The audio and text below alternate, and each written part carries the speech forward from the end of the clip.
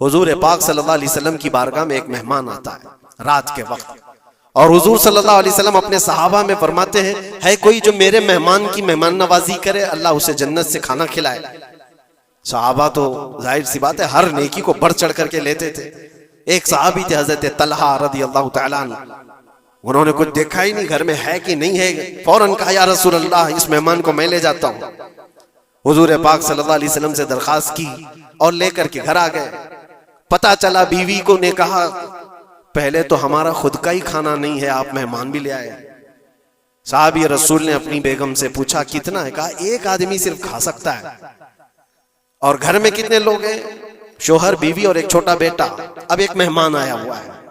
صحابی رسول نے اپنی اس فکر کا اظہار کیا بیگم سے کہ اب کیا ہوگا، ایک آدمی کھا سکتا ہے اور 4 لوگ یہاں موجود ہیں۔ اللہ اکبر، وہ خواتین بھی حضور کے زمانے کی کیسی تھی۔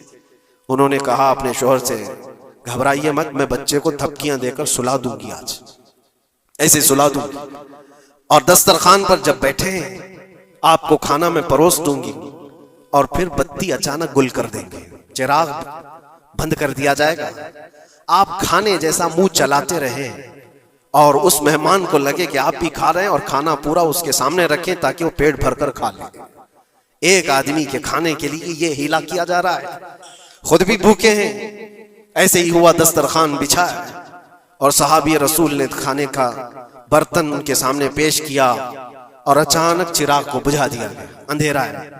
انہوں نے افسوس کا اظہار کیا، کہا اتفاق ہے چراغ گل ہو گیا، آپ کھا لیجئے، ہم بھی کھا رہے ہیں۔ اور سارا کھانا اس مہمان کے سامنے رکھا۔ مہمان کو یہ لگتا رہا کہ یہ لوگ بھی کھا رہے ہیں، اور پورا کھانا وہ پیٹ بھر کر کھا لیا، شکم سیر ہو گیا۔